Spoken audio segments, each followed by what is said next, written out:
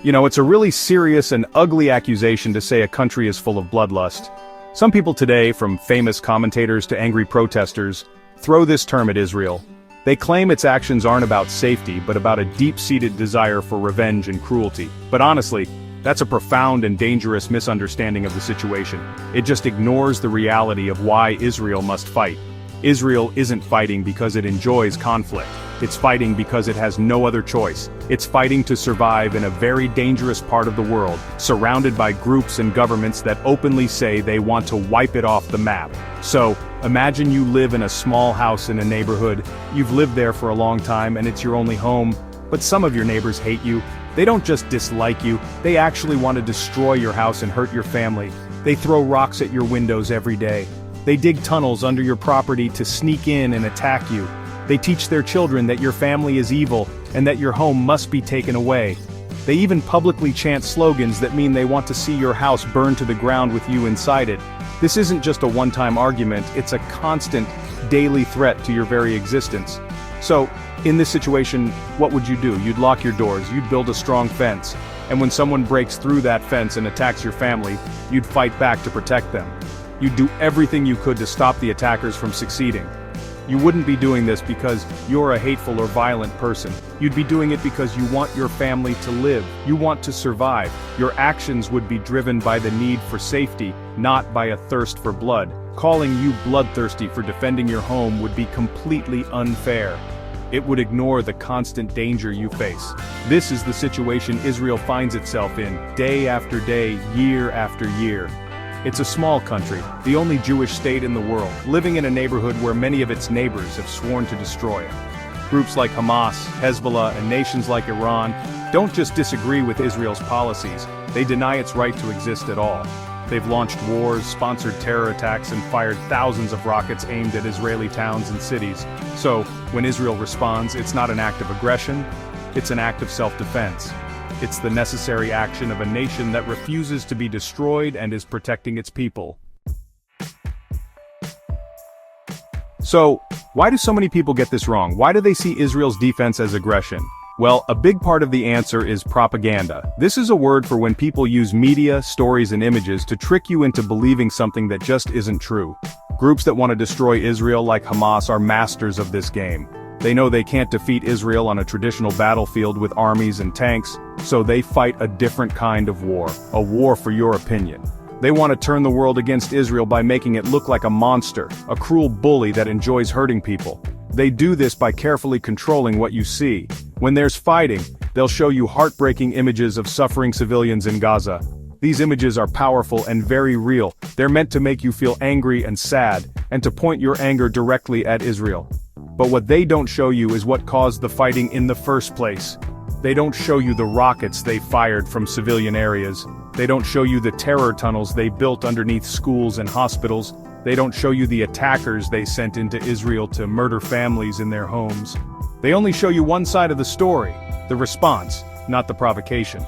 This propaganda is made even more powerful by slogans that sound good, but have a dark meaning. When you hear people chanting, "From the river to the sea, Palestine will be free," you might think it's a beautiful call for freedom. It sounds like a plea for a new country where everyone can live in peace. But that's not what it means to the groups that created it. The river is the Jordan River, and the sea is the Mediterranean Sea. The land between them is the entire nation of Israel. When they chant this, they're not calling for a new state next to Israel. They're calling for a state that replaces Israel, meaning the destruction of the Jewish nation. It's a clever and cruel trick. By using feel-good words like freedom and resistance, these groups hide their true goal, which is the complete elimination of a country. They sell a story of oppression to the world, painting Israel as a powerful, evil colonizer. They know that this story will get sympathy from people who genuinely care about justice. But honestly, they're manipulating that goodwill. They're using the world's compassion as a weapon in their war to destroy Israel. This makes it really hard for people who are just trying to understand the news to see the full picture. One of the most dishonest and cruel tactics used by groups like Hamas is the use of human shields. This is actually a war crime, but it's a central part of their strategy. It means they deliberately place their fighters, their weapons, and their command centers in the middle of civilian areas. They'll store rockets in a school basement. They'll fire mortars from the courtyard of an apartment building. They'll build the entrance to a terror tunnel inside a hospital or a mosque. They do this for a very specific and cynical reason. They know that Israel tries to avoid harming civilians. By embedding their military operations within their own population, they create a terrible choice for Israel. If Israel does nothing, the rockets will keep coming, and its people will continue to be attacked. But if Israel strikes back at the source of the attack, the rocket launcher in the schoolyard, and civilians are tragically hurt, Hamas can immediately turn to the world's cameras. They can hold up pictures of the destruction and say, "Look at what the evil Israelis did. They are bombing schools and killing children. They win the propaganda war by putting their own people in harm's way." This cynical strategy is designed to make Israel look bloodthirsty. Hamas knows that scenes of civilian suffering in Gaza will create international outrage and pressure Israel to stop defending itself. The tragic reality is that every civilian death is a victory for Hamas. It helps them fuel the narrative that Israel is the aggressor.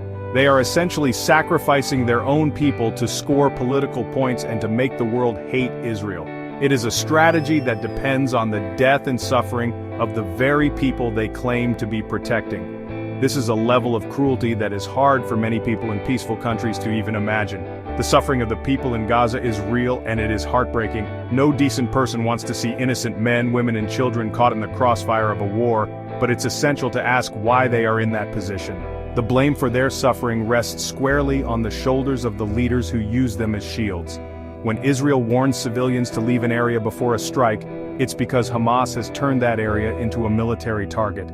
The tragedy is that Hamas often tells people to ignore these warnings, wanting them to stay and become potential casualties for the cameras. The accusation that Israel is driven by bloodlust completely ignores its long history of trying to make peace. If Israel were just an aggressive country that wanted more land and more power, its actions over the past several decades would make no sense.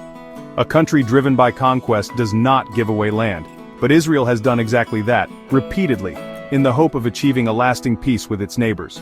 It has shown time and again that it is willing to make painful sacrifices if it means its people can live in security. The most famous example is the peace treaty with Egypt. After several bitter wars, Israel returned the entire Sinai Peninsula, a huge piece of land rich in oil and resources, in exchange for a peace agreement. It did the same with Jordan, establishing a stable and peaceful border.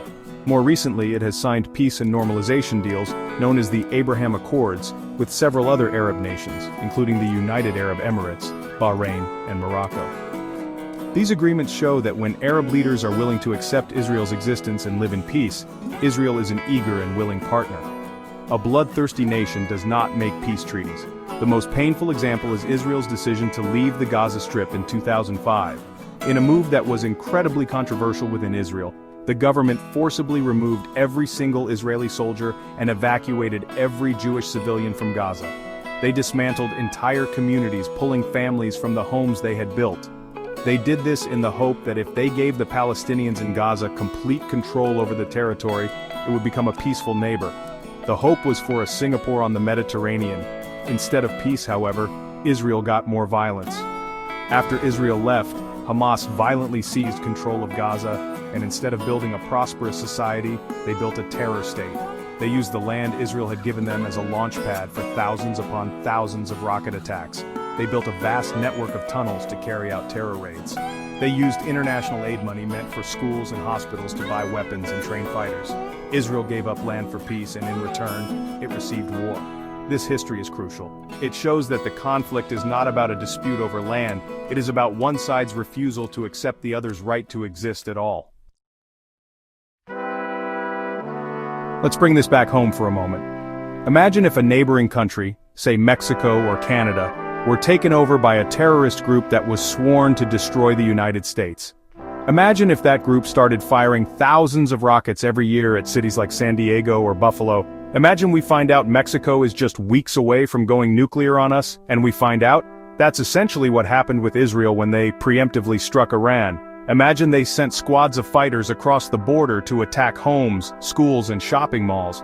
What would America do? Would the United States government just sit back and allow its citizens to be terrorized and murdered? Of course not. The American military would respond swiftly and forcefully to eliminate the threat. No one would seriously call the United States bloodthirsty for defending its people. It would be seen as a necessary and justified act of national self-defense. Pundits wouldn't blame the United States Army for the fighting, they would blame the terrorists who started it. The world would understand that no country can be expected to tolerate constant, deadly attacks on its civilians. Yet when Israel does exactly this, when it responds to the very same kind of existential threat, it is held to a completely different standard and smeared with ugly labels like bloodlust and genocidal. This is the core of the issue. Defending your family from someone who is actively trying to kill them is not an act of aggression. It is the most basic act of survival. It is like a woman fighting back against a violent attacker. You would not blame her for the fight.